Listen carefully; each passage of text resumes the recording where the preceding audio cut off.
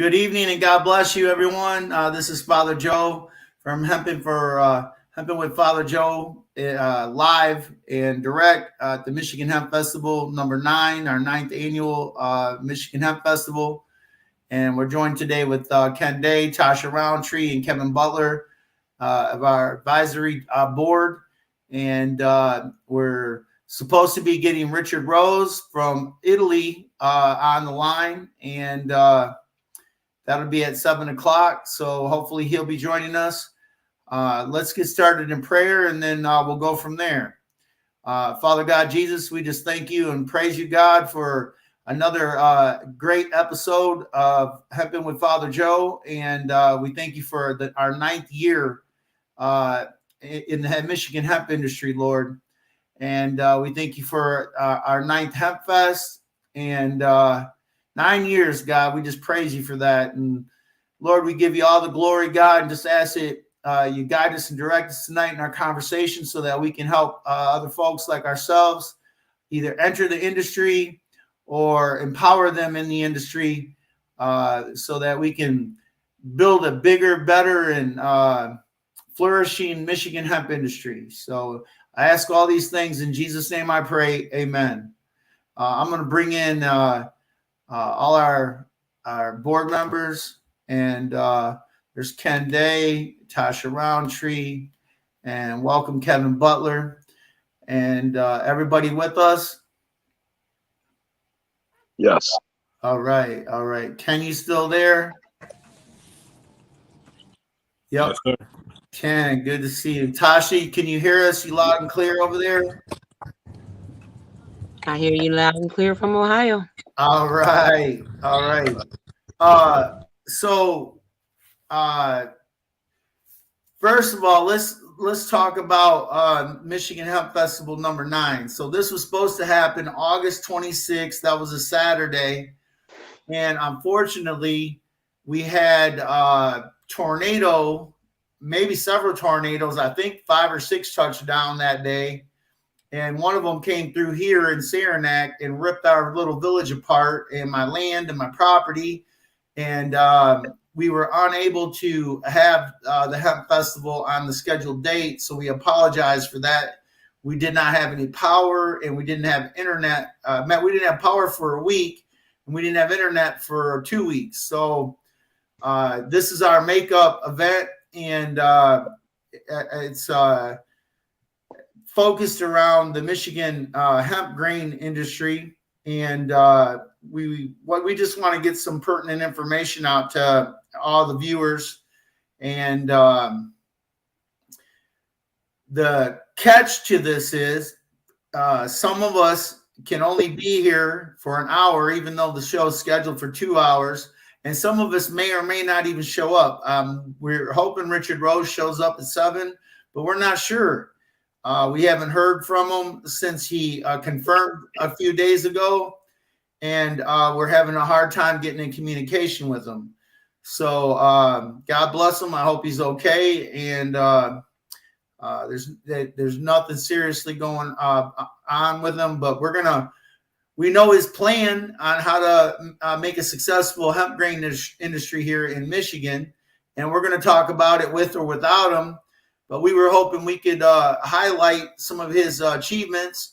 He's the trailblazer here in the United States, who was technically the first pioneer of the U.S. Hemp food industry. And I know when I first got started in the industry, he's the person that I would ask questions to, him and Chris Boucher. Because there wasn't anybody else for me to ask these kinds of questions to. So with that being said, I know Tasha was telling us pre-podcast some exciting news. She had some of her cultivars of cannabis entered into the Ohio metric. Is that correct? Well, I wasn't putting it out there. That's why I said it in the pre-show. Oh, I'm so sorry. Well, you know what? You guys are going to have to wait to hear the rest of the story then. I made a error, and but you know what? We're proud of her over here, and we always love to see our team members winning.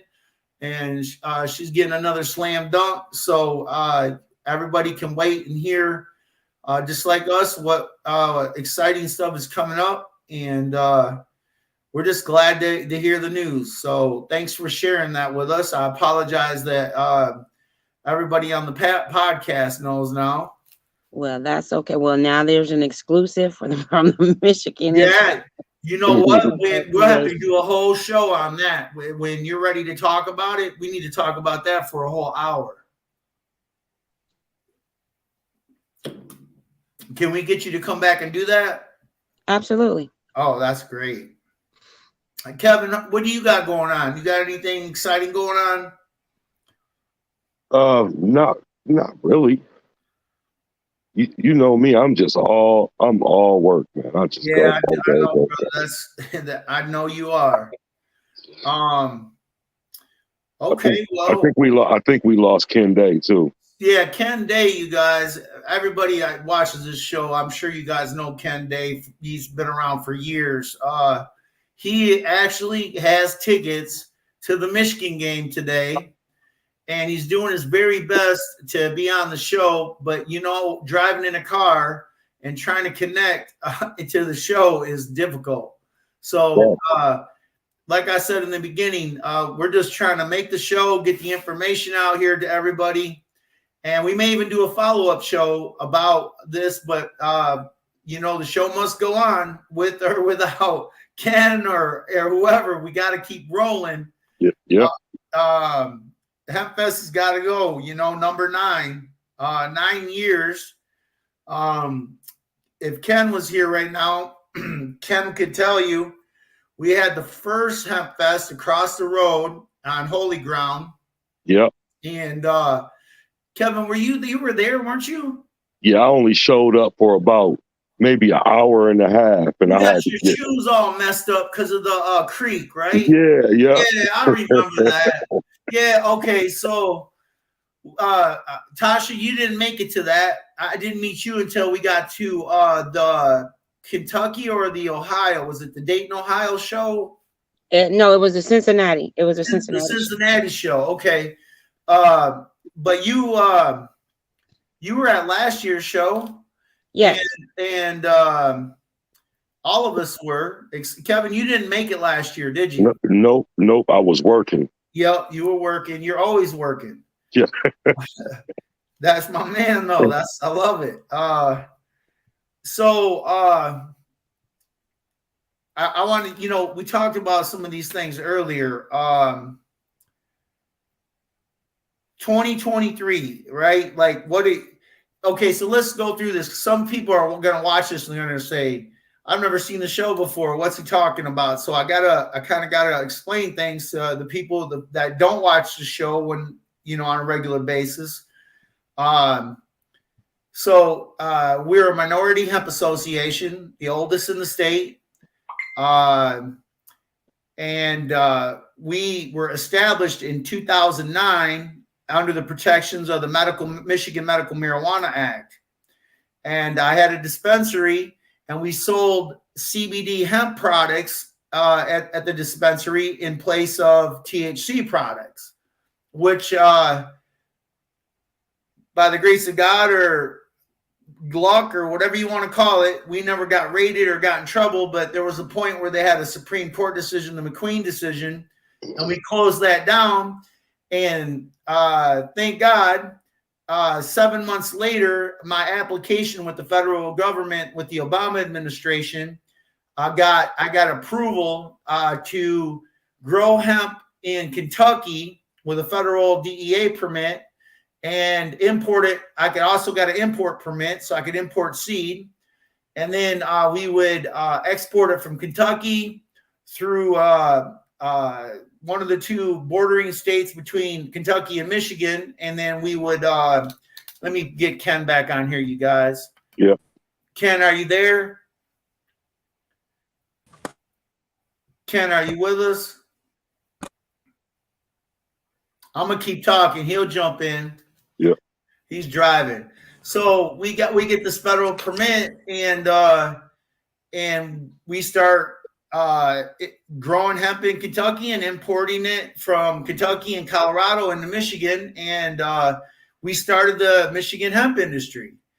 I've been selling hemp from Colorado since 2009, and by default, being Hispanic and being a cannabis felon, here we are today. And it's been quite a road. Since 2009, we have pretty much been involved in every decision-making process involving cannabis and hemp here in the state of Michigan.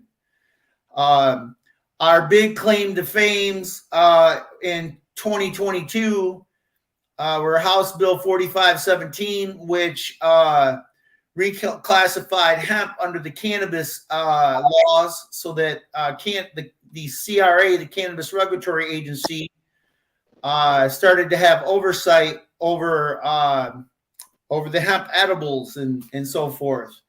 Even though it's not legal to have hemp edibles, that'll be the department that takes care of it and provides oversight and regulation and rule making for us. We also, all of us that are on here, including Ken, who just popped off, we all were involved in a series of House bills in 2023 that I actually testified in front of the Senate Judiciary Committee to legalize hemp food products for humans and animals here in the state of Michigan, which that bill, those series of bills went through the House and passed, got to the Senate, and was dead on arrival. We can speculate why or it didn't go through and this and that, and I won't get into that, but I can tell you this much.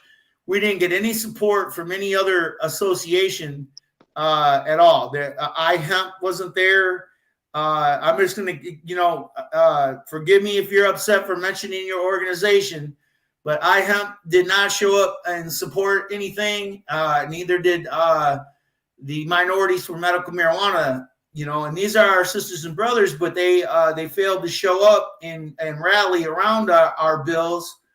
And whether it made a difference or not, I'm not sure, but it made a difference to me, at least, that they showed support. And they said they showed support. They said it with their mouths, but they didn't show it with action.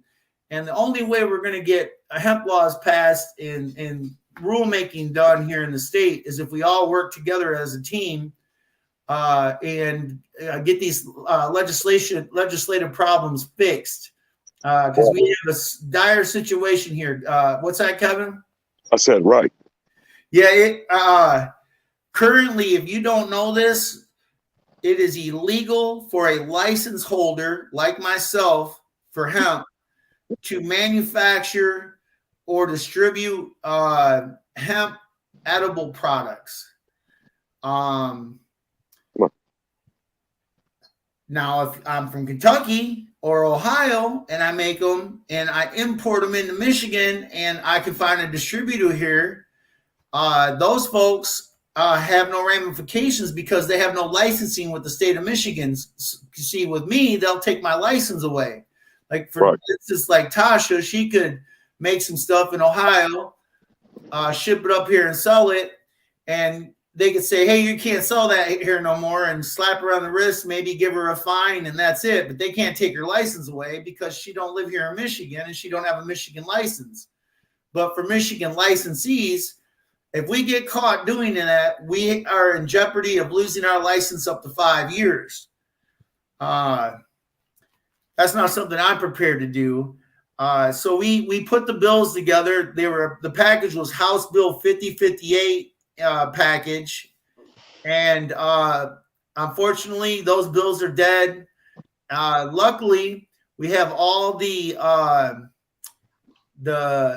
rulemaking and all the policy all in writing, so they know what needs to be done. Whether it's us, Hemp, or Minorities for Medical Marijuana, or some other group, those rules are still need to be passed. It doesn't matter if it's us or not that gets credit for it or does it. As long as those get passed, we can have an edible market again for the hemp industry, and it actually be legal. Okay, so with that being said, I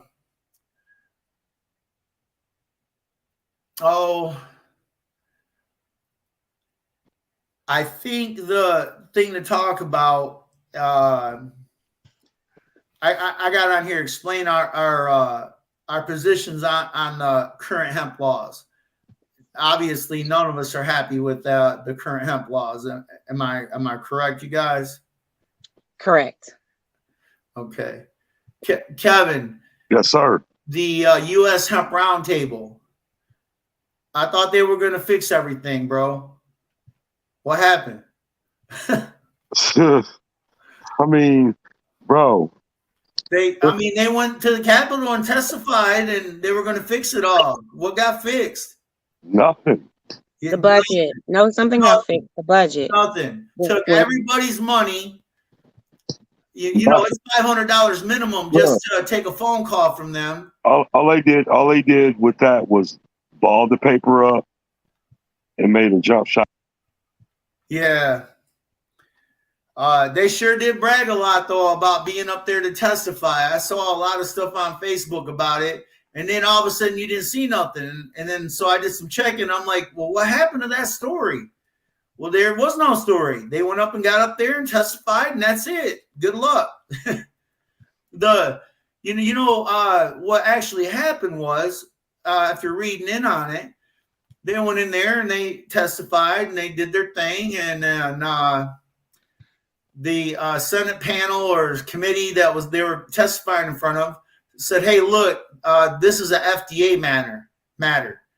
They kicked the ball, they kicked the can again to the FDA again. Yeah. And the FDA doesn't make policy to make laws, they enforce it.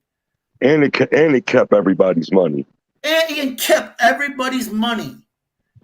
and then killed the story to save face. Right. It's like we just, like I just said, we were just talking about. Hey, we tried. We went in front of the Senate committee. We testified. We did all this work, and we failed. We didn't get it done. At the end of the day, though, everything we asked for, right, all needs to be addressed. Everything was legit. We need legal hemp edibles. We need legal hemp animal feed. We'll get more into the animal feed when we start talking about our plan for the grain here shortly. I'm trying to think. HHC, we were talking about that before. The conversions. We were there converting a CBD into THC Delta 9 and psychotropic cannabinoids out of hemp. Mm-hmm. Okay, you guys realize it's legal in Kentucky now for them to do that. Right. Yeah. They passed that law. That's like they're selling, like they call it light weed or light cannabis, light, or do you know any other terms, Tasha? Because you're closer to them than we are. Those are pretty much the terms. But again, we're absolutely for testing, because what they don't tell you is when they take that hemp and they put it through a conversion system, there is some cut on it. And that's why it needs to be tested, because they can't tell us what the cut is. So if you can't tell me what the chemical is, so it's not 100% natural cannabinoids, then that's why I'm opposed to the chemical version of CBD versus the natural version, which we don't have to test because there's no chemicals that are added or through the process of it. Yeah, So natural occurring to me. I mean, God made it. I mean, correct. it's right. You know what I'm saying? Like they didn't mess with it. They were telling me when I say they, associations in, I think it was the Kentucky Hemp Association. Katie, I can't remember Katie's last name, but her organization filed a lawsuit and they won. And the judge said, "Hey, they can have conversions down here." And I mean, everybody and their brother, God bless them. I'm glad they're doing it. So it's not for me though. I mean, I won't get into that business. so their conversions down there, it has another chemical in it, So, and they're not stating what that chemical is. Kev, this is what they're doing. They're taking and converting the CBD over with like citric acid in some cases. Whoa. And then myrcene, basically. Mm-hmm. And then they're adding terpenes and stuff to it, and then crystallizing it. So it's isotrope. It's like the white powder.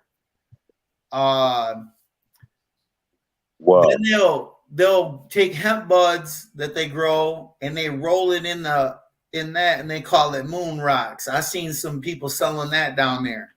Oh wow.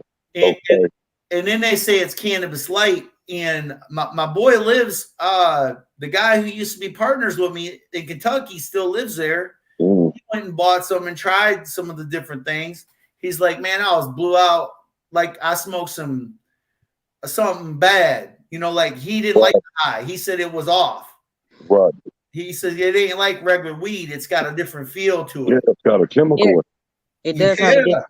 It does have a different feel to it. Because I've had some Delta 8 because I just wanted to see what it felt like. And it has a different feel than when you have actual cannabis. Yep. I tried a Delta 8 too. I got to admit it. It was I got higher than heck off it. I don't want to try it. Dude, it tastes terrible too. It tastes terrible. The flavor is like chemicals. Right. And they try to hide it with terpenes. They'll add terpenes to it, or they'll add flavoring to it, artificial flavoring. Mm-hmm. So it tastes fake. Bro, it's basically Boone's Farm. You know what I'm saying? Alcohol world. It's like that's like when if you had to take drops or something and people were smoking that K2. Yeah. No, we're not doing it. I would rather smoke the real thing if I'm going to smoke it. That stuff's not for me. But here's the point I'm trying to make, though, is but I understand the need for it. I understand the need for wanting to have an alternative to THC for people who are like truck drivers, or they're like firefighters or police officers who can't have THC in their system, or will lose their jobs, will lose the ability to be providers for their family. I just think we need to have a natural way of doing it. I think it's ridiculous that people who have actual hemp license can't produce the same product, even if they said, okay, if you want to do conversions because you have a hemp license, you need to have a special certificate in order to test to make sure that your conversion is correct, because anything that is converted should be tested. Yeah. But I feel like anyone with a hemp license and a processing license should be able to make a hemp product. And if you want to convert it to a Delta 8, there should be a separate certificate to show that you have the equipment or the expertise or scientists in order to do it correctly, with the agreement to get it tested. And then at that point, I don't think that there should be any difference in putting it into a dispensary as you do into a regular store. If now it's been tested the same way we test cannabis, and just put it into the metric system so that people with a hemp license have an opportunity to sell their product both in a commercial setting or in a cannabis setting.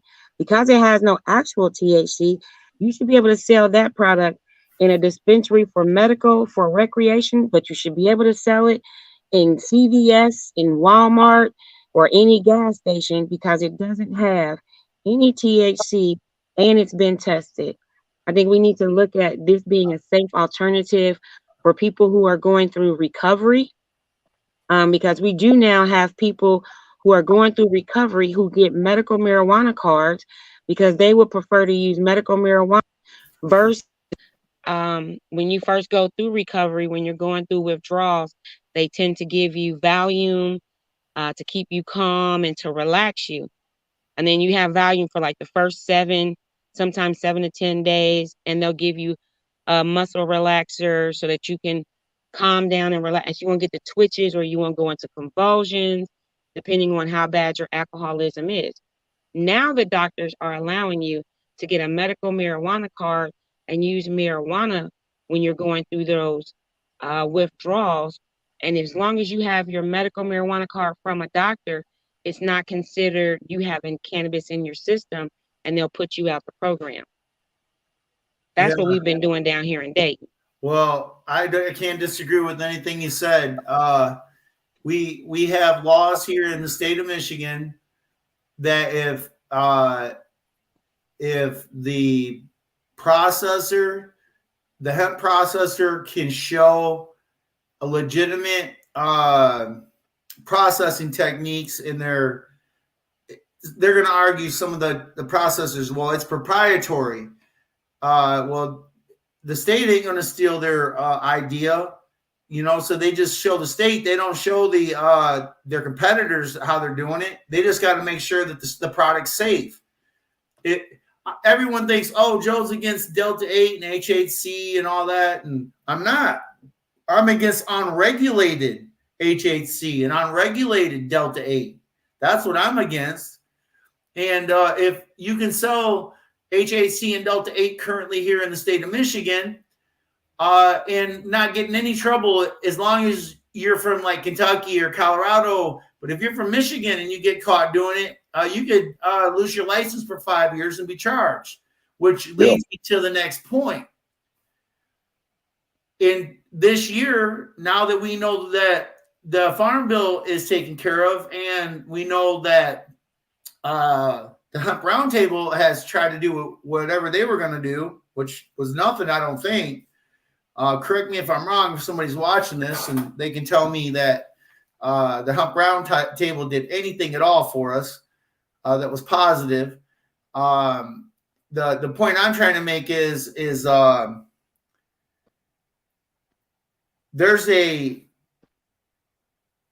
I'll be real frank.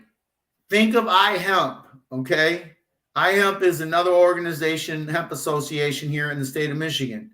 They were getting lots of money donated to them from producers and that were making HHC and Delta 8 products. One of them being, may he rest in peace, a gentleman named Rob Robar. I mean, these guys were taking his money hand over fist. They were just eating this guy's pockets up. And I haven't seen them fight for legalization for those products at all. So they were just taking this guy's money and doing nothing for him or any of the people that do that kind of business. Now, us, we're not going to fight for it because none of our members are in that business. So it makes no sense for us to get involved in something we're not even in a part of. That's the responsibility of the iHemp organization to do some actual footwork and get their hands dirty for once and get something done. Let me use this as a time to encourage them to get some work done. It's time to get out there and do some work, gentlemen, not just be on your podcast with out-of-state people talking about what they're doing. This should show us what you're doing. With that being said, yeah, I'm on air. Sorry, guys. That's going to lead into what we're going to do. We're not bringing guests on to tell us what they're doing in some other state and how they're what their plan is over there. I mean, there's a lot of this stuff going on. They're bringing in professionals from other states to talk about hemp to make a show, which isn't doing pretty much doing anything for our industry here. But this is what we're going to do. We're going to send some letters out to lawmakers. I'm the lobbyist for our group. And we're going to ask lawmakers to begin the process of an enforcement bill. If you do not have a license here in the state of Michigan and you're selling these products, there's got to be a penalty for it. And you say, well, gosh, you don't want to have enforcement. Unfortunately, they didn't pass our bills so that we could compete with these folks. So we're going to get rid of the competition. They got products that are in the market they could be dangerous. Tasha pointed it out. They're not regulated. We don't know what this cut with. These are problems. These are safety problems here. And that's the main reason to write the letter regarding that.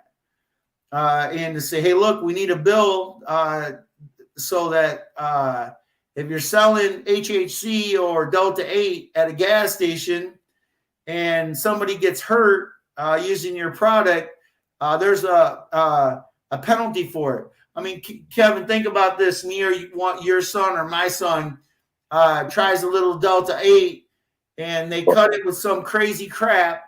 And me and you are in the hospital with our kid because they're dying from some crap they smoked, like that. What was that stuff you mentioned earlier? That K2. K2. K12. Right. Yeah. A spice. A spice, and don't get me wrong, there's guys out there doing it right. Like I know some people in California or Kentucky and Colorado that are doing this stuff right. And there's no problems with their products at all. But you don't know what you're getting in Michigan because none of it's regulated. Right. Man, I saw some stuff at gas stations that had even shady looking packaging. And when you see shady packaging, it usually means they're making that stuff in some place that ain't even regulated. Yeah. So we're going to write a letter and we're going to start the process of enforcement. We're going to ask for enforcement in this area. I think we also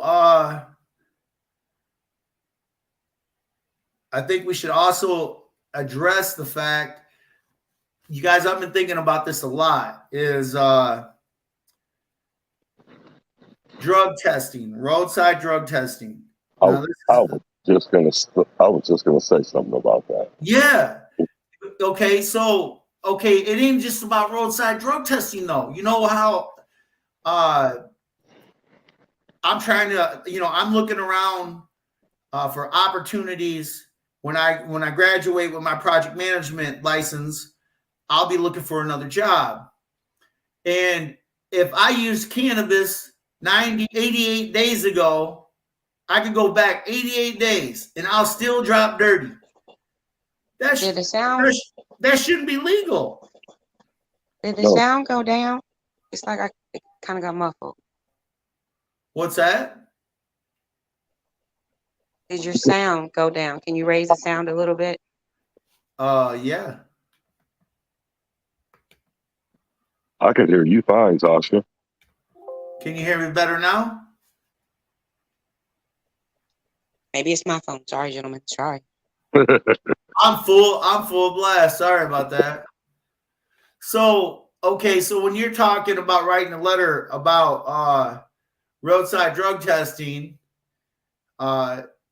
people that are anti-cannabis, they're going to say, oh, yeah, we want to bust everybody and get everybody in trouble. And if you're smoking cannabis, you should go and get caught driving. You should go to jail.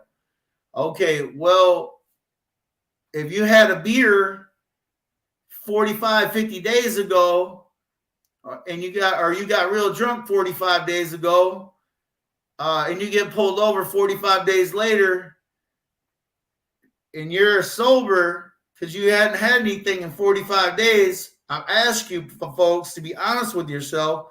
Should you face criminal charges and be held legally responsible because you drank something 45 days ago? Because that's what's going on right now.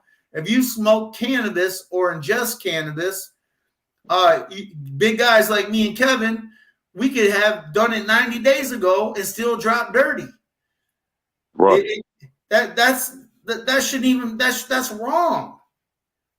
Well, that is where the discussion lies. Is right now we don't have the ability to test between are you high right this moment and is it simply in your system. And the difference is, well, for me, even if you had it 4 hours ago, are you impaired? It's not about being in a system, because at that point in time, I might be a medical marijuana patient. I might be a stage 2, stage 3 cancer patient. I might have cannabis in my system, but having it in your system, does that mean you're impaired at that moment? Because there's a fine line between being impaired and simply medicated so that you can function. So you might have it in your system because you are a patient, but that does not mean you're driving impaired. We first have to be able to differentiate between medicated means in your system, but it means it's active enough for you to be, say Parkinson's. You have Parkinson's disease, you might need a little cannabis to stop the shaking so that you can get in a car. But as a cannabis patient, we have to acknowledge, but do you have to consume so much that now you're a risk on the road because you are now impaired? So what we have to do is find a way to differentiate between medicated and impaired. And once we can do that, and we can get rid of roadside asset forfeiture, because that is where we are just taking advantage of patients by saying, we think you are high or impaired.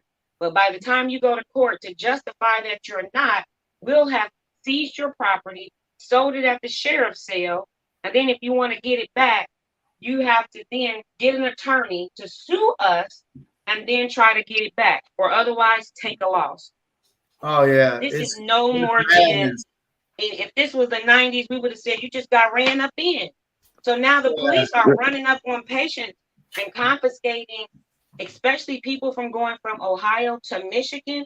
They were literally taking handicap accessible vans every single day because they knew disabled people were coming to Michigan to buy product. They were pulling them over.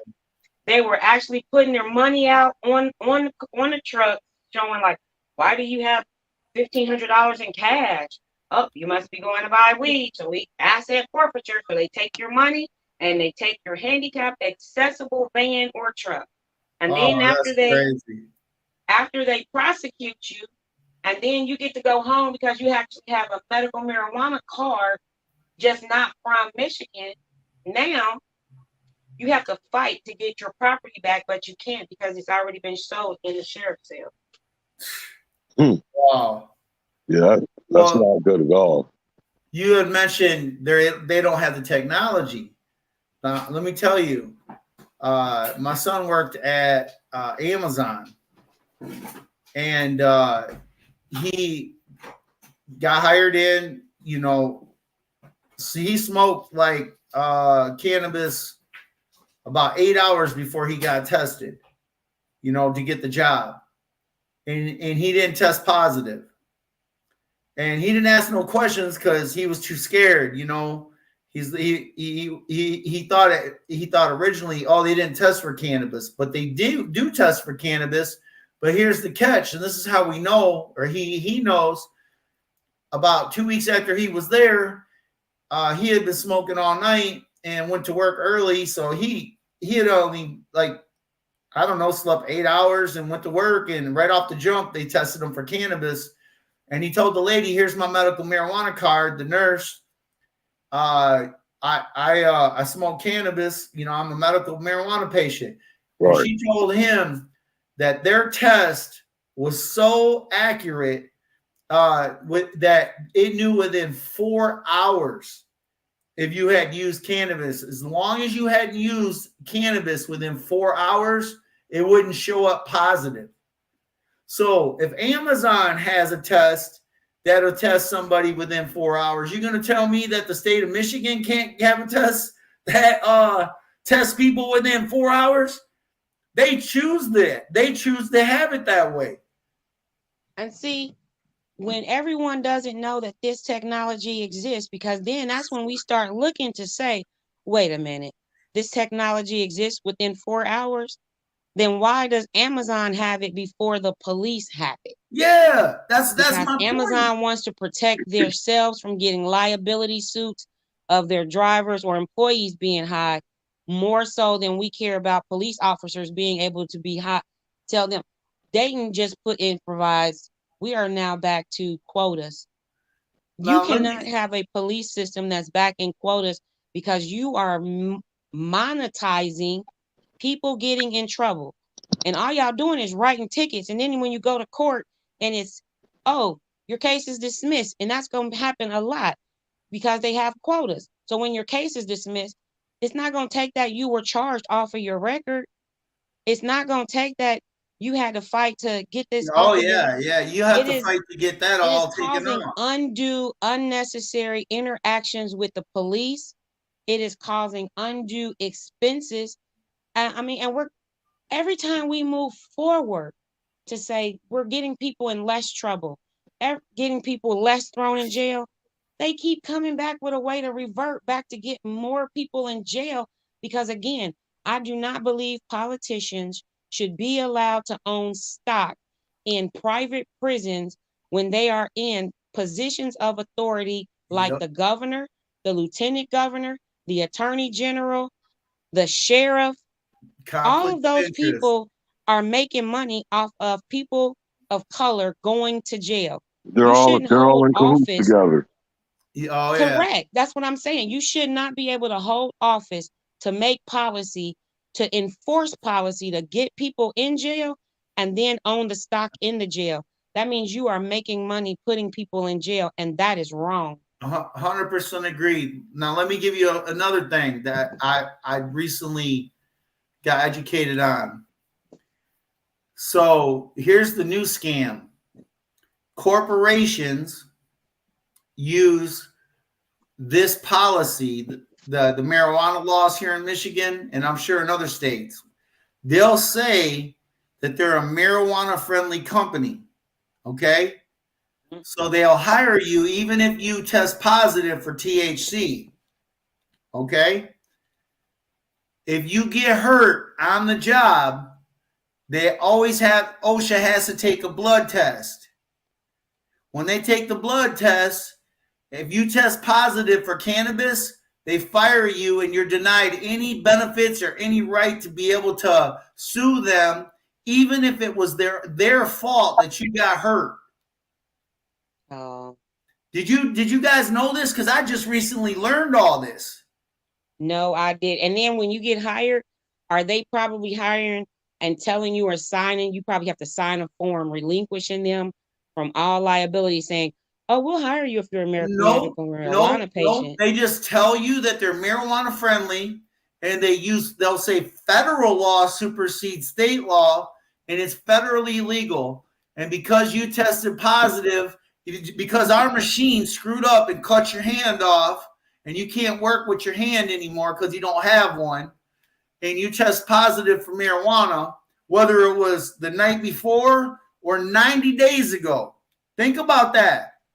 Whether it was the night before or 90 days ago, because you test positive, we don't got to pay you what we're supposed to and remedy the situation. You're just SOL. You're out of luck. You're not getting nothing because you're breaking federal law. So roadside testing,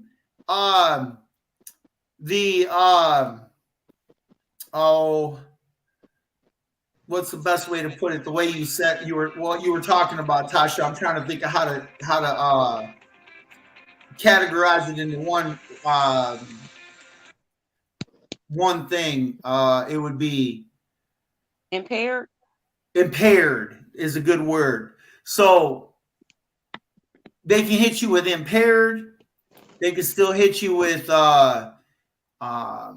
roadside drug testing, if you refuse it,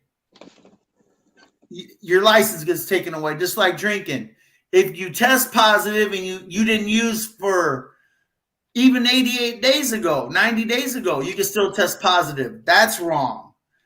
And they're lying to us because they're telling us they don't have the technology to be able to tell if we did this stuff. We were using cannabis while we were operating a heavy equipment or automotive equipment. Within 4 hours, we know that's at least true right now because we see it at Amazon. If Amazon's got it, the government can get it. And if Amazon's got that, the government could take steps further based on weight and everything else, just like they test for alcohol. Think of how irresponsible it was for lawmakers to legalize cannabis here in the state and accept all this tax dollars and all this money. And then the double dip, they get to put us all in jail after we do it. And then to add insult to injury, if you got a job and you used cannabis up to 90 days ago and you get hurt tomorrow, you got no rights for any legal recourse on protecting yourself because their equipment damaged you or somebody in their facility hurt you.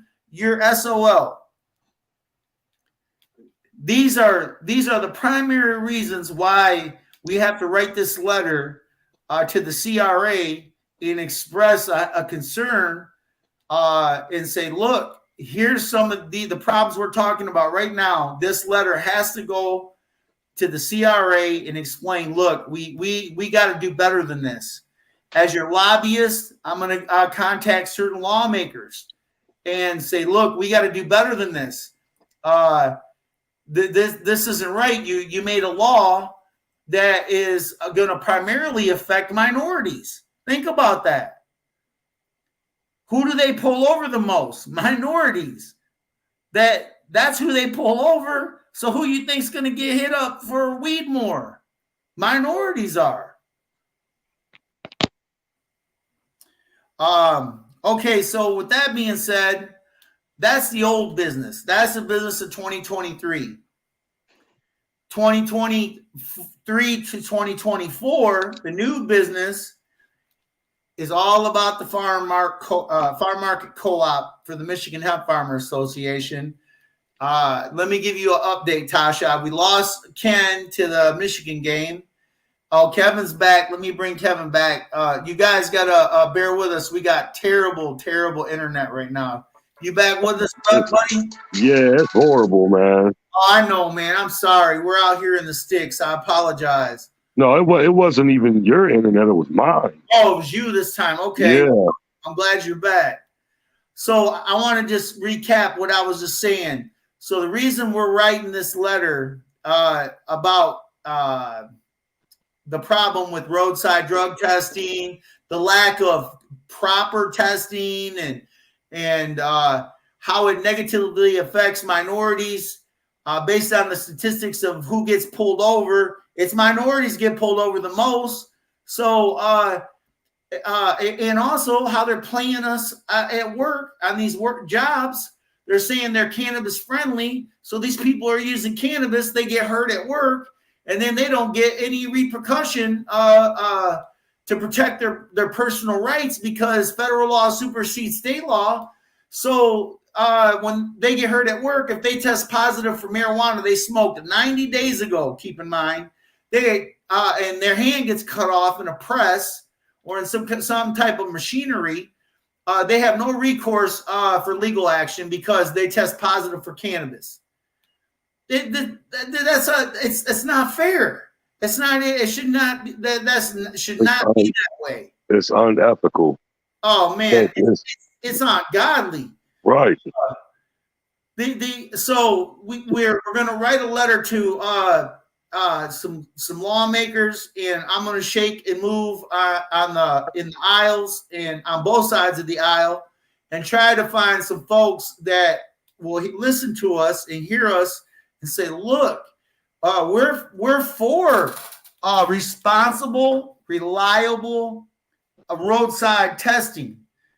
We want it to be as accurate as drinking a beer or drinking alcohol. We want it just like that.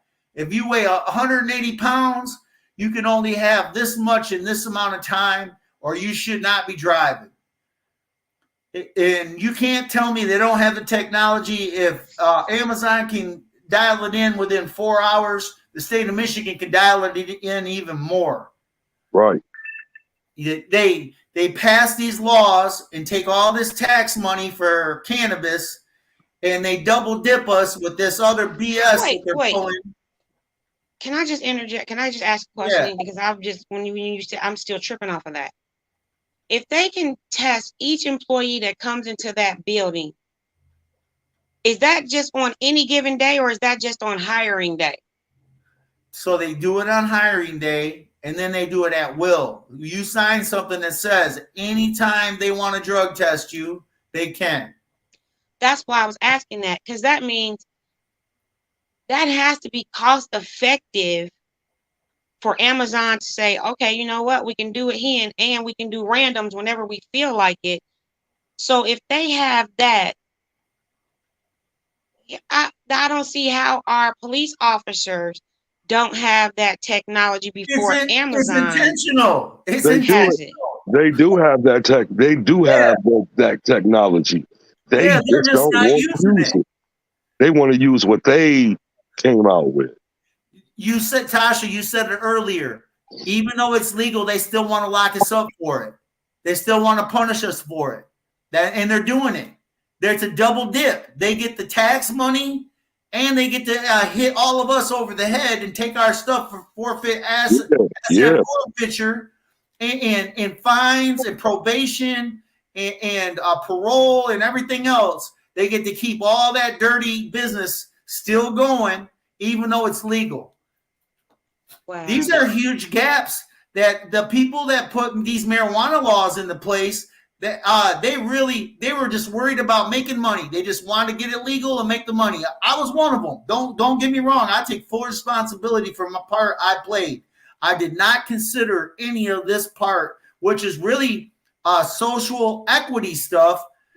In regards to social equity, we're talking about here, because the people who are going to be affected the most in a negative way are minorities. I can guarantee it. I'll put all the money I got on it.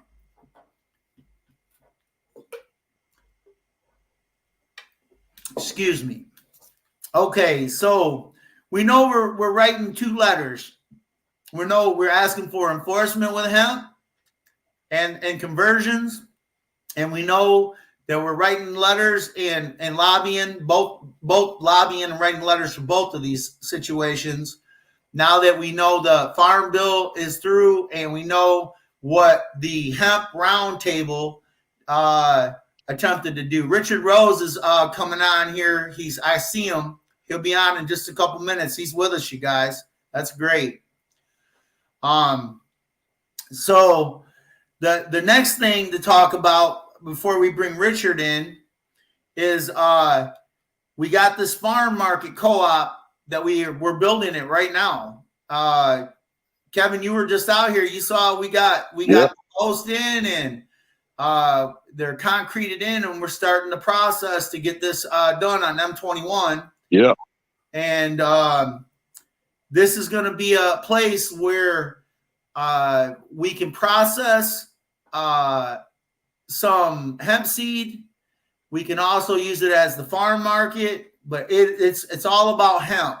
And we also thought we would hang up all of our historical items that we have in the building once the building's complete, and it would also pair as a as Michigan Hemp Museum, the Michigan Hemp Museum.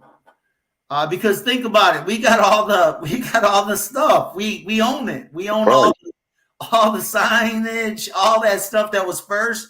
It's our property. So we would be crazy not to utilize that, hang it up on the walls in the building, and show people, and they can ask questions about it, and we can talk about it. But the co-op is centered around Richard Rose's plan See, we had a concept that we were all talking about. We use the term 60 miles. Richard uses 50, but we're going to get farms within 50 miles around and start growing hemp seed.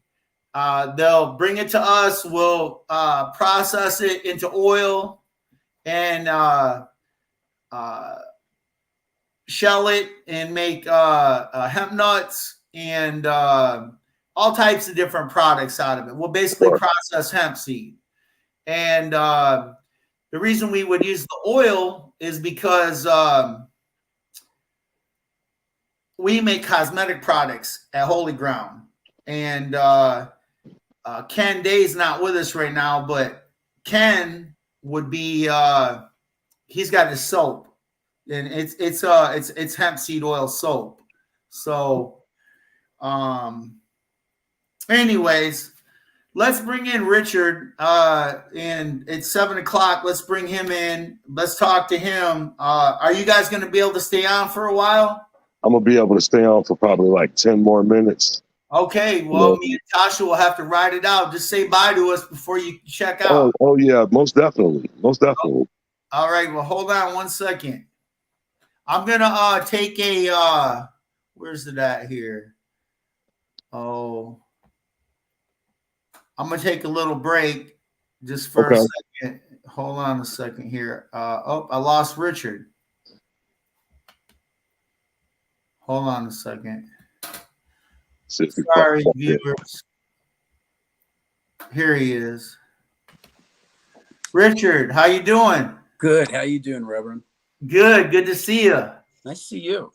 Hey, we're going to take just a little short break here so I can use the bathroom, and then we'll bring everybody back. Okay. Sound good? Okay. I won't say have fun. Okay. Hold on 1 second.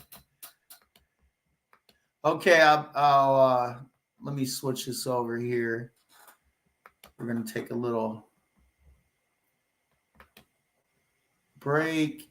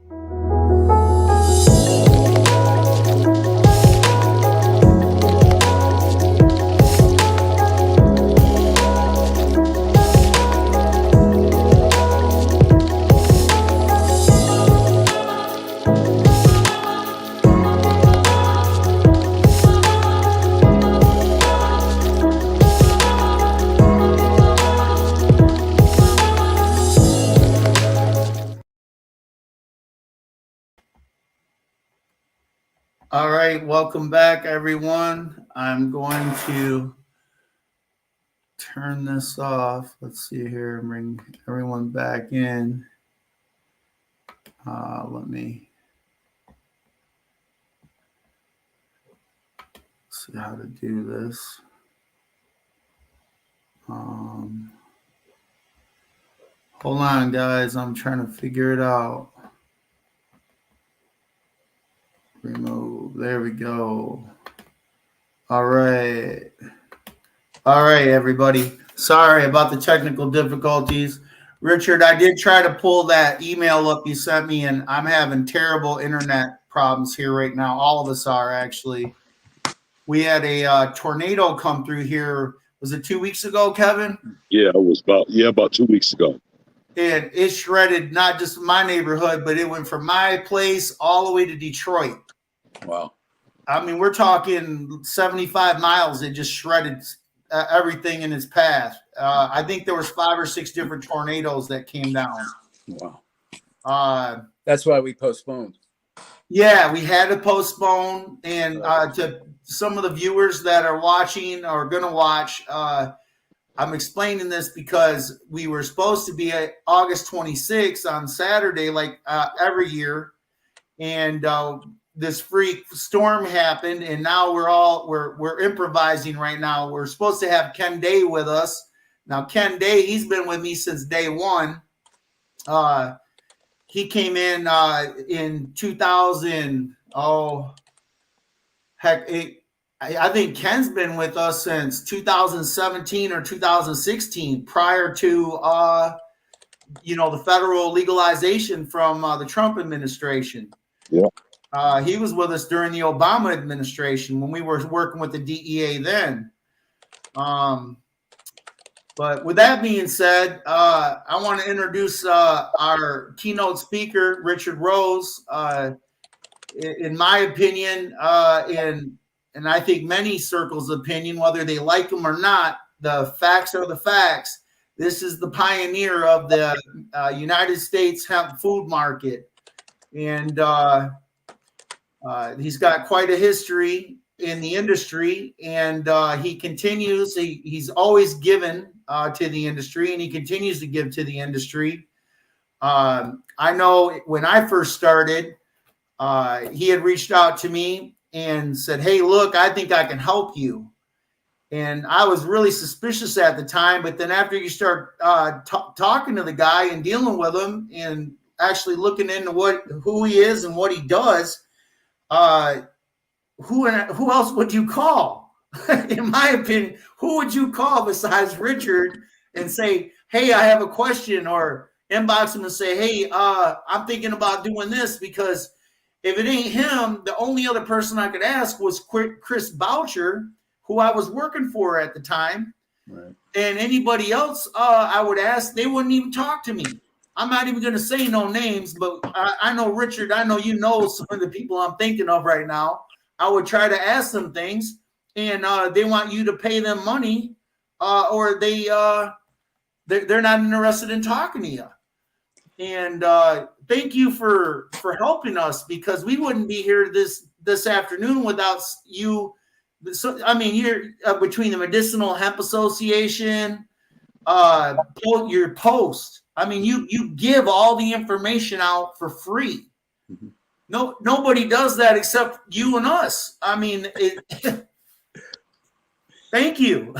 Hey, it's my pleasure, and thanks for the intro. I mean, I'm retired, and I can live off what I make, and so I would rather see the industry prosper and grow than make an extra few bucks, stick it in the bank. It's just not important to me. I've been doing this 30 years, the hemp side and the food side, since 1980. So, I have a big interest in seeing you and everyone else prosper and succeed in hemp.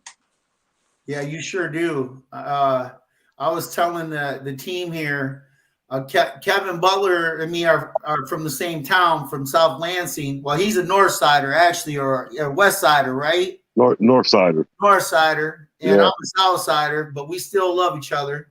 And Tasha and me, we met in Cincinnati. I mean, what, 10 years ago? About 10 years ago. And I recently just dug out a book that I was waiting to show Mr. Rose. It was probably about 20 years ago. I was actually serving in AmeriCorps, and I went to Chicago, and downstairs they were having a hemp festival. And that was the very first time I had had a hemp burger. I was so impressed with your product. I have Look at Hemp Nut. Yeah, Oh, yeah. Mr. Rose. Yeah, the first book, the first edition. I Yeah. have the very first edition of your book, and I have had it on display for the last 20 something years because I snuck out of my AmeriCorps convention and went downstairs. I had a hemp burger, hemp balls, and that was the very first time I ever had your product, sir. Oh, good. Glad to hear it. That's great. Pretty slow as well. Yeah, I think it's Tasha's. Okay. Richard, I have a kind of a question for you. Mhm. Okay, how did you pioneer the food industry, the hemp food industry in the 80s, and what could we do in Michigan to pioneer our food industry up here? Yeah, so when I started hemp in '94, I had already been doing soy foods since 1980, so 14 years by then. And in that time, I had developed a lot of products, introduced over 100 products, soy foods, and got on the Inc. 500 in 1993 with one of them, Tofu-rella, and so what I did was, instead of using soybean, I decided to pivot to hemp seed as a protein source. And so instead of buying, tons of soybean, I bought tons of hemp seed and made foods. And so the first two were I was already making cheese alternatives, Tofu-rella, Rice-rella, Okay, Almond-rella, and the like. And so I just added Hemp-rella, a cheese alternative, and then the Hempe burger, which was the veggie burger that Tasha had. And it was a tempeh burger with 10% hemp nut in it. And it had a FDA legal health claim, medical claim, helps reduce risk of heart disease. okay, And it's the only hemp food ever to have a legal FDA claim, medical claim on it like that. And so for me, it was just a matter of pivoting, doing what I was already doing for years, and just pivoting. And that's the way to do it. It's easier to pivot than it is to start fresh. So if you're a contractor, you can pivot to hempcrete. If you're a food marketer, you can pivot to using hemp seed in foods. That market today is hemp's first $1 billion market. And has the most companies, the most consumers, the most retailers, the most sales, and is driving the most acres. Shelled hemp seed for food, or what I first called hemp nut for food. Now, how you can there in Michigan can leverage that. So I keep trying to get people to grow hemp seed because I'm a processor. I'm not a farmer. It's too hard. You guys are much bigger men than me, because I know how hard farming is, and I can't do it. And so hats off to you guys. But I process. And so I always wanted, people to grow the seed so I could make foods out of it. I can process it, shell it, and put it in value-added foods. We had blue corn chips, organic blue corn chips. We had organic chocolate chip cookies. I had a bar, an energy bar, a whole bunch of products. And that's what I suggest you do there. You buy shelled hemp seed wherever you want to. It's cheaper in Canada right now, but the idea is to grow it in the States so that we can process it here. And then add it at a 5 to 10% level in foods, so like a chocolate chip cookie, or a chip, or a burger, or any number of products that are already being made there in Michigan, and you just add a different ingredient instead of sesame, maybe, or peanuts or something. You add shelled hemp seed to it, and, Okay. And now you have a hemp version of that product that you can put into distribution. Okay. See, that was the advantage I had, is I had already an established distribution network. Yeah. That was by 94, it was 8 years old. And so we had brokers and distributors, dozens of brokers and distributors, maybe over 100 in the US and Canada. So we had our products available to every supermarket and health food store in the two countries. Okay. That's what I leveraged to get hemp foods into, thousands of health food stores in just a few months in the US and then later in Canada, was using this established network of brokers and distributors and merchandisers and broker reps and people in the store every day and people at the distributor headquarters every month, and doing it the way the food business works, and just pivoting to hemp instead of soya or tofu. Nice. So, Joe, yeah. it's getting time for me to get out of here. I have a prior engagement to go to, but I'm trying to let Tasha get back in here before I leave out. Yeah. I gotta mention what we're trying to do right now. So we knew, you knew, we all knew that the crash was coming, in the CBD realm, in the cannabinoid industry. Right. And you started posting, you started throwing breadcrumbs out to us and saying, look, this thing's falling apart. Here's statistics on hemp grain. And I started bringing it to the board and saying, look, you guys, I think we need to change direction. I said, Mr. Rose has been doing this, 30 plus years. He's been in the food business. This guy knows what he's talking about. And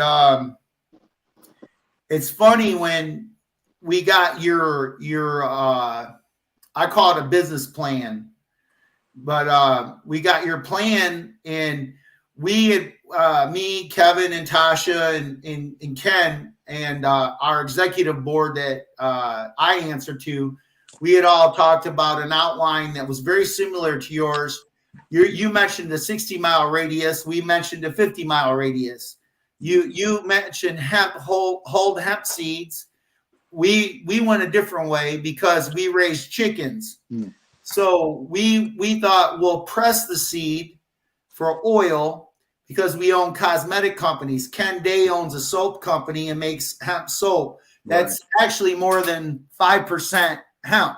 I'll bet. Yeah. Yeah, you know where I'm going with that. I won't say no names. He actually uses I think 40% hemp oil. Well, cool. Yeah, unheard of. Right. And he's figured out a way to make the hemp bar not deteriorate on us, and which is quite impressive that Ken put this together. It's a good product. He's just struggling with distribution at this time. He's got to build his network, But back to the original point is, Ken buys hemp seed oil and I buy hemp seed oil for our muscle rub. And another cosmetic product we have is chapstick. And our biggest hemp seed need is chicken food. Right. I've been working on that project ever since I got my original research permit in Kentucky, which was for hemp grain, microgreens. Oh, cool. And I'm trying to think of the gentleman's name that I got permission to grow his seed from Canada, and I can't remember his name for the life of me right now. But I can't even think of the cultivar. But it's a hemp grain cultivar. It grows in Canada, It's in a different growing zone than us, but we thought, well, we'll try it in Kentucky. Well, it didn't grow very well in Kentucky, but it does grow well in Michigan. No. For whatever reason, I think the soil in Kentucky just doesn't have what it needs that Michigan has. For example, there's a lot of stone and limestone and things like that in Kentucky soil.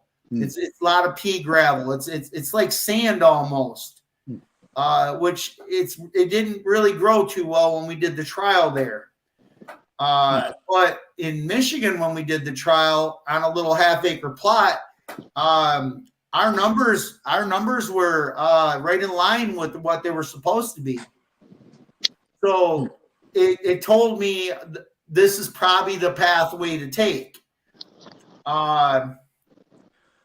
So we all voted. We all talked about it. We all voted, and we're building. It's a small little facility, 400 square feet. We're calling it the farm market, but it's going to be a processing facility.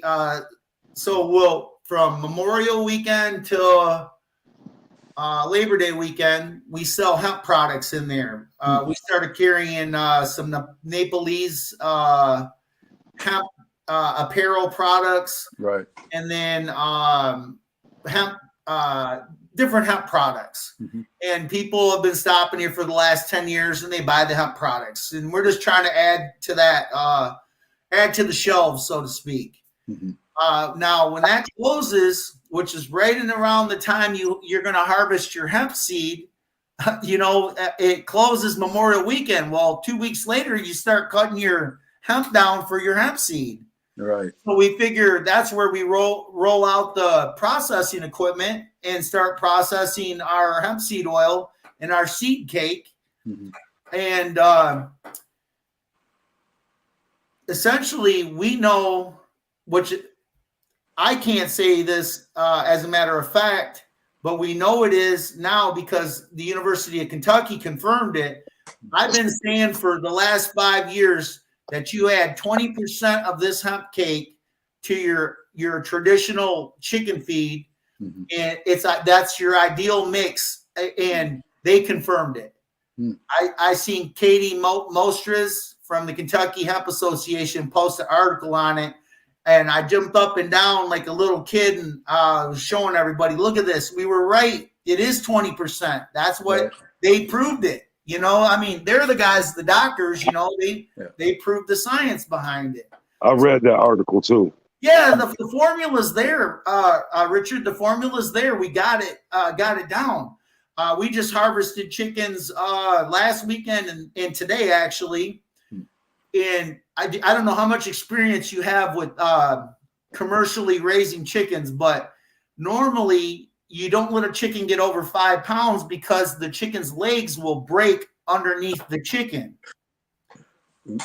True story. If you add 20% hemp seed or hemp cake to that formula, you can get your birds up to 10 pounds, almost double. Wow. And there's no bluing, there's no green in the meat, there's no buckling of the legs. It's not uncomfortable for them. And in 30 more days, you're doubling the weight of the chicken, which essentially you're doubling your profit. Your profits double this way.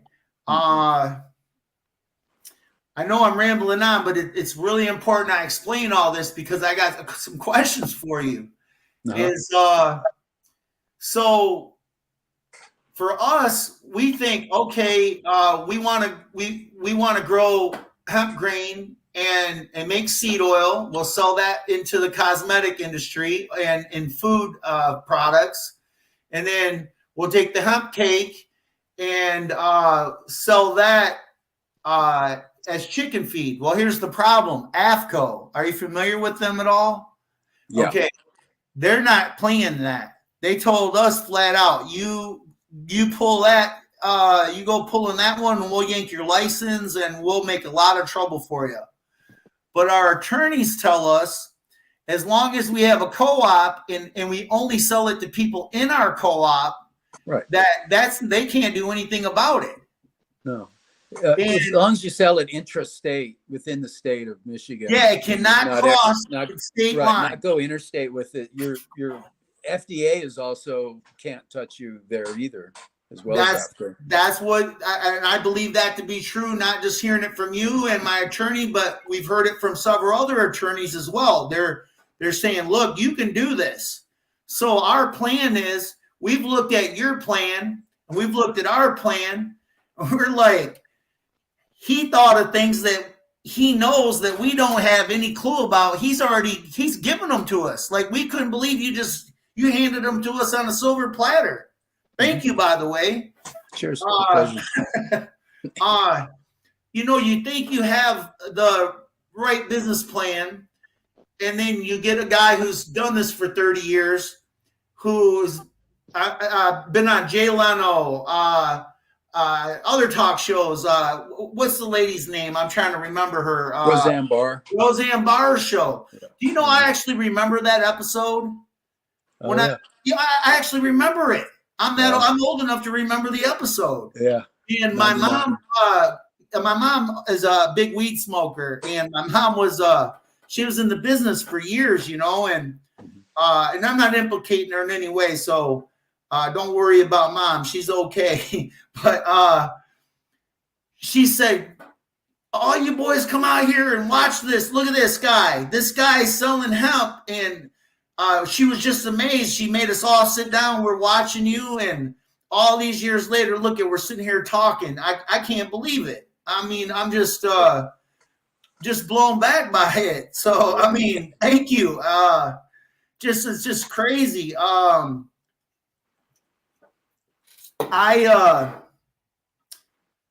I think what you've done,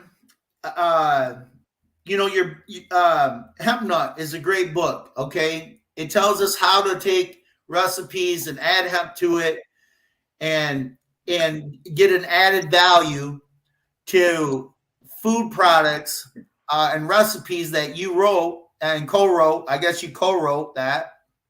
Yeah, Brigitte did all the recipes. I did everything else on it. Yeah. But I'm saying you gave us an added value and said, hey, look here, you can add these things, this hemp in here and have an added value. But this, whether you know this or you think this or not, Seedy, that's going to be a book. Yeah. I mean, to me, that's a book. Whether you got it published yet or not, that's a book. You're literally outlining every aspect that you possibly could consider or think of in your 30 years and saying, look, here's the business. This is how you do it. Mm-hmm. Here's where it started. Here's where it came from. And it's all bona fide, truthful, factual stuff. This isn't like off the wall thinking. I think the whole point of Seedy is to help people like yourself or whomever to get into hemp in general, but hemp food specifically, and how to do it and not necessarily have a plant or a field of hemp or processing equipment or packaging equipment or any of that. You could still get into the business just like I did. I mean, when I started Hemp Nut and Tofurella, for that matter, I was working out of a spare bedroom in my house. We sold off the plant. We didn't have our equipment anymore. We didn't have the building anymore, the facility to process. And we were just working out of an office, and that's how we built it. That's how I built Tofurella to the Inc. 500. That's how I started Hemp Nut. We did it all using co-packers, contract manufacturers. And we just did, the value added that we could do, the marketing and product development, and left the production to experts, people better at it than us. And that's a viable way of getting into business. So many people do it that way. We started Tofurella with $400 and no loans or investors or anything. And we sold it 27 years later, for 3.7 million. Wow. So from $400 to 3.7, in those intervening years. And we did it. I mean, literally, I didn't hire an employee for at least 2 years, maybe 3, just running it out of a spare bedroom.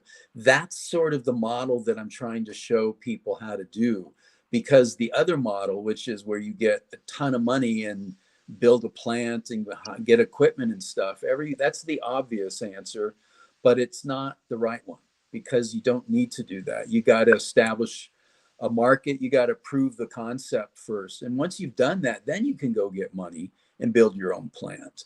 After you've answered all the investors' questions and proved that there's a market for it. I'm so glad to hear you say that, because we've built it, we've scaled it to our needs at 400 square feet. The facility's 400 square feet. That's our needs right now. Right. For the oil we already purchased and the seed we already purchased, we could produce that amount right here on my farm and process it in a 400 square foot facility, and then scale up from there as the company grows. We may even consider co-packing and things like that in the future. It's at this point, for example, I got a friend 15 miles north of my facility that we're building here. He said, look, when you outgrow this one, I got 100,000 square foot facility, and you can have half of it or 25% of it or whatever you need. I'll section it off for you, so you can scale up your business from there. And that here, they're really funny with agricultural law here. I'm sure they are in every state, but the factory he has is approved for cherry processing, which is very hard to get here in the state of Michigan. And he thinks it'll be a real easy way for us to slide in with the hemp, and they'll stamp it for us. They'll okay it for us. So in our business plan, we're going to start here in the 400 square foot facility. And from there, once we get everything established, then we can scale up from there. For us, there's more money in it for us to grow the seed ourselves, because we're farmers. We know how to grow this stuff, and we can grow it for 20% of what we would buy it from Canada for. Literally, I mean, there's no transportation costs. There's no energy fees.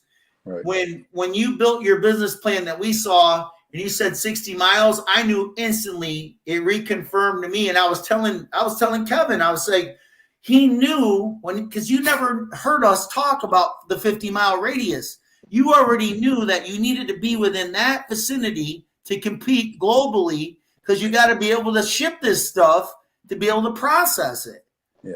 You were already aware of that. Yeah, you can't be shipping the stuff around the country. It's got to. That's the thing, is if you're going to really, some state at some point is going to figure this out, and they're going to decide to be the grain state, the hemp grain state, and they'll get 10, 50,000 acres worth of farms within an hour of the processing plant, and build a processing plant, and do $20 million in 2 years annually. So, but it'll take a co-op like that. It'll take the farmers working together within the hour of that plant, and everybody growing the right varieties in the right way, and consistency and uniformity and the like. And once you do that, you can start doing what they do in Manitoba and what they're doing in Alberta, and spitting out a lot of shelled hemp seed at a fairly low cost of goods. The input price, as you know, when you shell or press oil for that matter, the input price will be magnified at the output, because it'll take 2.5 times more whole grain to get one pound of shelled, and 5 to 1 for the oil. So the lower you can make that input cost, the better your margins will be, and the lower you can price it at the output. That's great info. Hey, Joe. Yeah. I hate to leave you right now, because I wanted Tasha to come back in here before I left. But I have to get out of here. Hey, like we talked Richard, about in the Yes, beginning sir. of the show, we're just trying to make sure we got the Hemp Fest follow through, and we get Richard down here. So we thank you for joining us, my brother. And you're welcome. me and And it was Richard nice meeting you, talked Richard. about this. Cheers, brother. Cheers. Yeah. Nice to meet you, man. We'll Nice to see if meet you too. Tasha gets signal again. You're right. I hope she does. Have a good So- night. You too, and you guys enjoy your night. All right, Cheers. brother. Thank you. Take care. Bye-bye. Bye now. All right, Richard. It's just us two now. Yep. So nobody has got internet over here yet. We're all struggling. Tasha's down in Cincinnati, Ohio, but she does a lot of business here in the cannabis industry in Michigan. And I think she's got, I don't know if you're familiar with Metro PCS or not, but it's one of the worst phone services you can get in the U.S., and she's got it. Yeah. So we do this all the time with her. She's always in and out. But Yeah. I say we just keep rolling. If you got another 24 minutes, I'd like to fill in the show and keep talking about your plan, because we're started. We're right in the midst of it. We've started framing the building. We're going to start putting in, your plumbing and electrical and framing and all that soon. And we think we can get the equipment into that facility that small. And then as far as storing hemp seed, we got a place that's food safe approved from MDARD just up the road that we can store our grain until we process it here at the facility here. All right. We don't think we need a huge building yet. Right now we have a 300-gallon demand right now. For the soap is a 300-gallon demand, and I believe my son said we have we did 730 gallons of hemp oil last year for our balm. That's small. That's small beans right now. Yeah. Like you were talking about working out of your bedroom, that's kind of where we're starting at right now with it. Well, that's if you get 800 pounds yield per acre, that's 100 acres worth. Yeah, but we're not getting that. We're getting more like 550 to 600. Yeah. I mean, and I would, like, when people ask me what can you get, I heard you could get 800 pounds. I tell them I personally have never got 800 pounds. I'm getting 5 to 550, and I just try to be as honest as I possibly can, because they're investing their time and their money in this, and I don't want to see anybody lose the farm over it. Right. We had madness going on here for a while with CBD. They were telling these guys they can make 20,000 an acre. Do you remember any of that? Yeah. I mean, just flat out lying to them. Yeah. We don't want to. That's not what we want to do. In Michigan right now, we're the only ones going after the grain industry. Everyone's caught up in either CBD or hempcrete, growing hemp herd. Right. And the irony of growing for grain is that you can also do hempcrete with the fiber. You get 4 times more fiber at least than seeds. So you got both. Whereas if you just grow for hempcrete, you don't have both. What variety are you growing there? I would have to look it up. Give me 1 second. No, that's okay. I just thought you. Okay. We have 2 varieties. And let me tell you how we came up with them. When hemp got legalized in federal level in 2018, Michigan State University, which is a big agricultural college here, they reached out to us and said, hey, we were speaking to the DEA, and we understand that you went to federal prison for cultivating cannabis in the early 90s. And they say that if we needed an expert to teach us how to grow hemp, you would be the person to contact. I couldn't believe it. I mean, it's a true story. And this gentleman, I can't say his last name, but I can say his first name, John, contacted me a week later and said, hey, I'm calling on behalf of Michigan State. I want to stop out at your farm and see your hemp field. So he come out with another gentleman, and the dean of agriculture for Michigan State University came out, the actual dean, and comes out, looks at all the hemp. He's like, "Oh my God, you're actually doing it." Yeah. He's like, "You're doing it," and I said, "Yes, sir." And showed him around and everything, and he says, "Look, we got a proposal for you. We'll pay you said amount of money to train our staff on how to do this."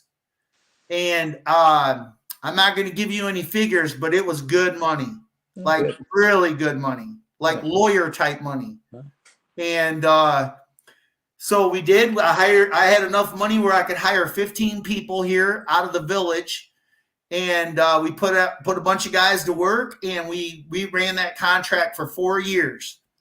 And then MSU felt they were in a position where they could take off, and do their thing. Right. And they're doing a great job. Well, as a result of having that relationship, I made friends with a bunch of the doctors there.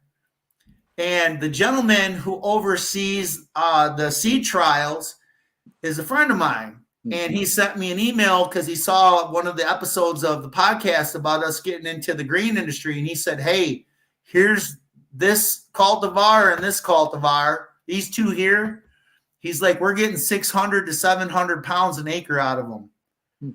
And here's how we do it. And here's how we space them. Here's how the seed drill is operating.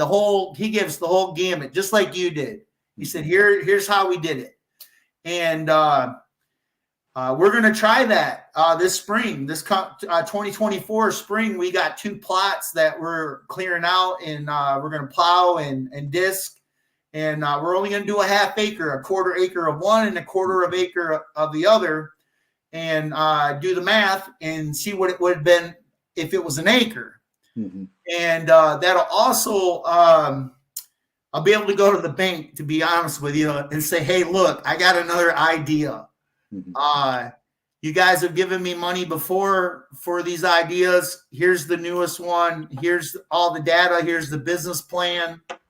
And maybe we can scale up and get us from the 400 square foot facility over here to the 20,000 square foot area, and put the equipment in there and store everything there and do it from one central location." Your plan that you gave us within the 60-mile radius and tells us how many farmers we need to recruit. It tells us if the seed gives us the actual pounds per acre that we're looking for. We just plug in the data that the formula you already gave us, and we can literally follow your plan. I mean, it's incredible. That's the idea. Yeah, I also have a bunch of other things. I mean, I have a lot of Excel spreadsheets with forecasts, like 3-year cash flow, P&L and cash flow forecasts that investors want to see, and some calculations like cost of goods sold, financial management thing that I used in running the Inc. 500 company. Some things, some like shelling, like if people want to get into shelling, I have a whole file with a lot of information on how to set up a shelling plant, and where to get the equipment and what equipment and stuff like that. So I mean, that stuff's all there, and the more you can use it, feel free to use it all and make as much damn money as you can on it, because it's just sitting there being unproductive otherwise. And so that's why it's there, is because it doesn't do anybody any good sitting just on my hard drive. Well, they say, like you just said a moment ago, and I've heard other people say it, nobody's touching the hemp grain market. No state has really said, "Look, we're going for grain." And nor has USDA for that matter. I'm telling you tonight, we're going for grain. Yeah, that's great. And somebody has to, and USDA is even not. They're only doing fiber projects, the grants they're letting out. Well, that Michigan Department of Agriculture and Rural Development, that's our agency here. And then it's weird, but we also the other half of us have guys that are dealing with cannabinoids. We have to deal with the Cannabis Regulatory Agency. So we get stuck with two different agencies here. Right. Now they're both not charging us yet, but that's coming. I mean, they're not. You can't have one agency getting the check and not the other agency, and they're both putting out work. Yeah. Point I'm trying to make is MDARD, they want to steer toward the grain industry, and they're agricultural, where the CRA, the Cannabis Regulatory Agency, is more about weed and cannabinoids. Right. So we're trying to get out of that business. We don't see, I don't know if you were watching the show prior or not, but the Hemp Roundtable, okay, I'm going to use them as an example. Mm-hmm. They want us to send them $500, $1,500 to be a member and to be able to talk to them and get information from them. And because these guys are going to get everything done that needs to be done. Correct me if I'm wrong, but they just testified in front of the Senate committee. What did they exactly get done, sir? Because I cannot figure out what they accomplished for us. What did they exactly do? I have no idea. I'm looking for a win here from these guys, and we got nothing. You're not going to get many wins from the associations unless they're helping your specific company. And that's what they get paid $25,000 to do by the big companies, is to help their company even if it hurts the entire industry. It's a problem. The associations are a problem. I have the Hemp Food Association and started in 98. We never charged back then. We don't charge now. We had 49 members back in the 90s. I was in HIA. I was treasurer and on the board, and did the certification for the fiber textiles, and did the food and oil committee.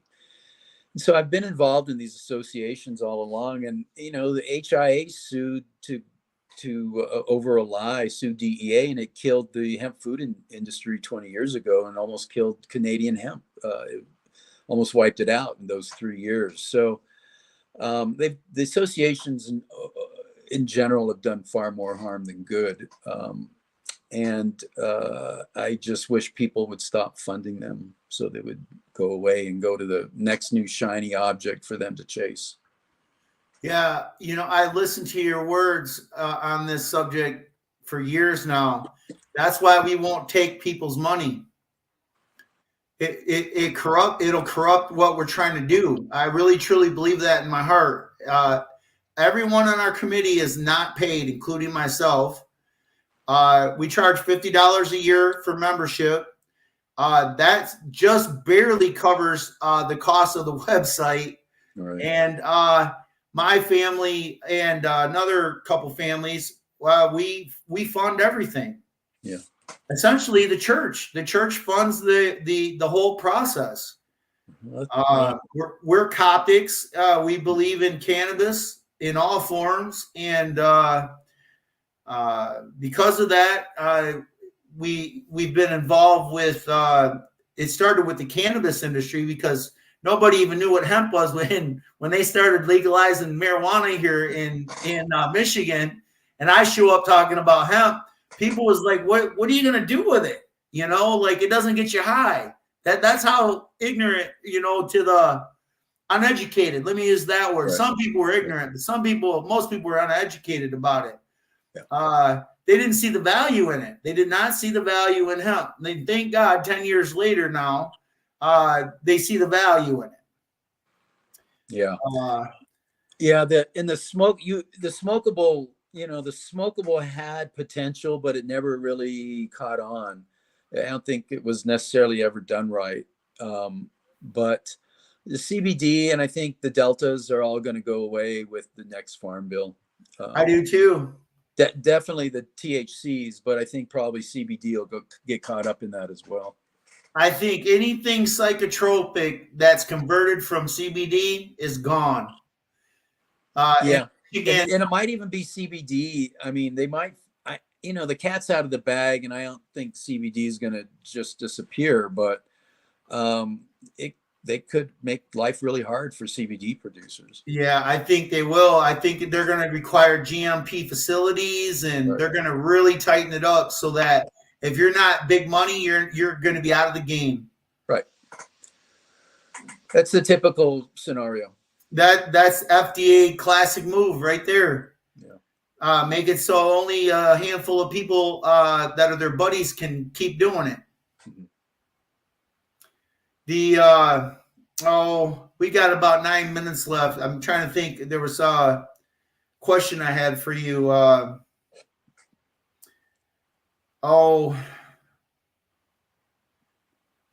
So your plan, your numbers are a little higher than what we're shooting for right now. Your plan, in your opinion, is it scalable up and down? Well, what I want to see is a bunch of acres. I mean, that was the whole point. So to get there, it's going to take a bigger processing infrastructure and branding and marketing, and it's going to take USDA. It's going to take millions from USDA. It'll probably take some millions from the state or a foundation, an ag foundation or something. But it's going to take that to make hemp a success here. You're not going to be able to ship 2,000 pounds of stocks across the country and think it's going to be sustainable. Yeah. And if we can get that, it's going to take vision. The people with money don't have vision, and the people with vision don't have the money. So it's going to take a meeting of those two, and a government involvement and assistance, both state, local, and federal, and it's going to take investors that are willing to look at the long run. And if we can do that, we could put together a credible U.S. hemp industry. That's beautiful. Yeah. Well, we're going to keep using your book, your playbook. That's what we call it here. We call it the playbook. Good. Everybody's been reading it. That book, Seedy, that I sent to you, I haven't released it yet. I'm not sure what I'm going to do with it, but feel free to just send it to whomever you want, your members or your friends or farmers or whatever, just the board, whatever, just send it to them. It's no big deal. Okay. We would really appreciate that. We're actively trying to build a Michigan hemp grain industry now. We're hoping by spring we'll have the facility, it's little, but we'll have it. And then we're going to buy a hemp seed hauler, hemp seed press. Everything is going to be on a small level to start with, but we plan on, like you said, out of that little back bedroom, we're going to do it out of a 400 square foot building. Yeah. I have a friend in Italy that was pressing oil in a space maybe 150 square feet at most. Wow. I mean, he didn't store his seed there, but the processing was you don't need a lot of room. Yeah. Even 100 square feet doing the oil press. Yeah, we did a layout of the equipment, and we feel like 400 square feet is sufficient for what our needs are right now. Yeah, probably The big thing for us is going to be that we have to prove to farmers around here that this is an actual market, that there's money to be made. And once we can show them that that's possible, that there's a market to sell the oil and sell the hemp cake, then we're able to get a guy, a few people here. This is all farmers where I live at. Right. We're talking thousands of acres within 60 miles here that you could potentially have hemp growing all around us. I mean, I have every intention of that happening. Good. That's going to take that. It's in your case, you're going to do sort of an incremental step by step and build it, and someone else might try to raise $50 million and build some big old plant somewhere. And there's a lot of ways of doing it, and everything in between, as well as the whole thing I was talking about of running it out of a spare bedroom and not even growing it, but buying it from farmers like yourself or from Canada or wherever it's going to come from. Yeah. Well, the problem with Canada, because we buy hemp seed oil from Canada, is the energy cost to get it here. It exponentially raises the cost of the seed, especially when fuel prices were soaring through the roof. Right. It cut into our margins sometimes 20-25%. You bought it FOB Canada or delivered in the US? Manitoba, actually.